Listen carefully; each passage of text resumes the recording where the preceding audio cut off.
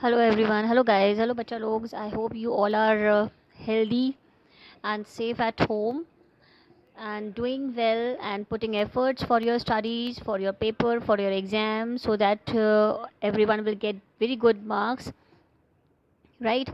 Okay, so this video is very important for your next exercise of coordinate geometry. This video is for the section formula. Okay, section formula को हम ratio formula भी बोलते हैं.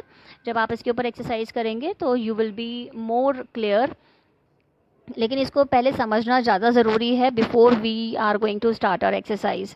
सो section formula क्या है, इसको किस तरह से कहा जाता है, just try to understand. Section formula is also known as your formula, ratio formula of a line. ठीक है, इसमें क्या होता है, एक ए बी सपोज करिए लाइन है. ए कोऑर्डिनेट है आपका x1 y1 और बी के कोऑर्डिनेट हैं आपके x2 y2.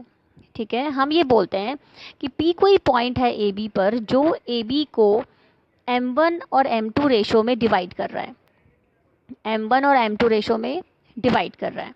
ठीक है, P एक ऐसा पॉइंट है जो A और B को दो पार्ट्स में डिवाइड कर रहा है और वो दो पार्ट ज़रूरी नहीं है इक्वल हो. तो रेशो क्या है, m1 और m2. यही सेक्शंस हैं. तो इसमें दो सेक्शन हो गए, एक एपी का सेक्शन हो गया और एक पीबी का सेक्शन हो गया. ठीक है, इसको हम रेशो फार्मूला भी बोलते हैं, सेक्शन फार्मूला भी बोलते हैं. नाउ अब क्वेश्चन ये आएगा कि भाई ये जो पॉइंट पी है इसके कोऑर्डिनेट्स क्या होंगे, what will be the coordinates of this point P. तो इसके कोऑर्डिनेट्स आप कैसे निकालेंगे. सपोज करो मुझे ये m1 और m2 एक जनरल फार्मूला हम जनरेट कर रहे हैं. तो जो ये x के कोऑर्डिनेट कैसे आएंगे, क्रॉस मल्टीप्लाई करके आएंगे. याद रखना, m1 की मल्टीप्लाई करोगे x2 से, y2 से, और m2 की मल्टीप्लाई करेंगे हम x1 y1 से. क्रॉस में डायगनली मल्टीप्लिकेशन होते हैं. तो जब x का कोऑर्डिनेट निकालोगे तो ऑब्वियसली हम सिर्फ x को ही कंसिडर करेंगे. ठीक है, तो कैसे होगा, m1 x2 plus m2 x1 whole divided by m1 plus m2. Right.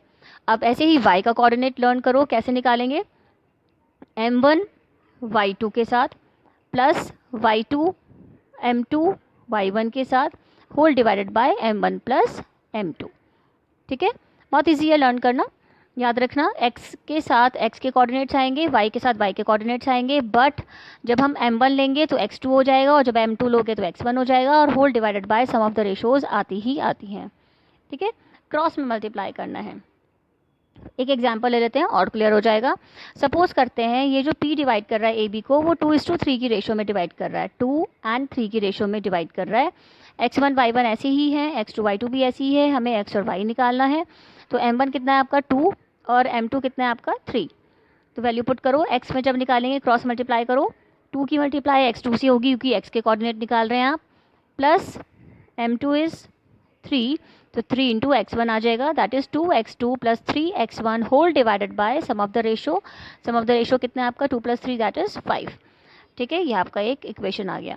ऐसे ही y के कोऑर्डिनेट में फॉर्मूला में रखिए, तो 2y2 plus 3y1 whole divided by sum of the ratios, you will get your answer. Right. यहाँ पर आप x2 और x1 की वैल्यू रखिएगा, जो भी आपको क्वेश्चन में दिया होगा अकॉर्डिंगली आप उसमें वैल्यू पुट करके आंसर निकालेंगे. ये हो गया आपका सेक्शन फार्मूला. इसी के ऊपर बेस्ड सपोज करो कि अभी तो मैंने ये बोला कि जो P पॉइंट है ये 2 और 3 की रेशो में इसको डिवाइड कर रहा है. सपोज करो ये इक्वल रेशो में डिवाइड कर रहा है, मतलब बिल्कुल हाफ हाफ डिवाइड कर रहा है AP को और PB को. तो वही फार्मूला उस केस में मिड पॉइंट सेक्शन फार्मूला बन जाता है. उस केस में क्या बन जाता है, मिड पॉइंट सेक्शन फार्मूला. क्यों बन जाता है, क्योंकि वो इक्वल डिवीज़न हो रहा है, हाफ हाफ पार्ट में डिवाइड कर रहा है. तो रेशो भी सेम होगा, या तो 1:1 हो, या 2:2 हो, या 3:3 हो. राइट. पर हम जनरली 1:1 ही लेते हैं.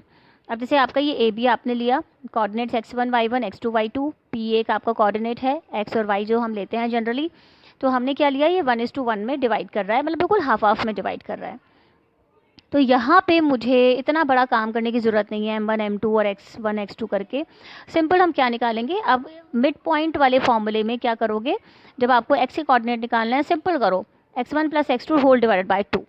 कैसे आया ये, क्योंकि ये 1 था तो 1 इंटू x2 करेंगे तो x2 आएगा, 1 इंटू x1 करेंगे तो x1 आएगा.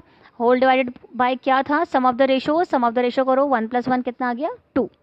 ठीक है, लाइकवाइज y का निकाला है हमने, तो you will get y1 plus y2 whole divided by 2. Clear this thing?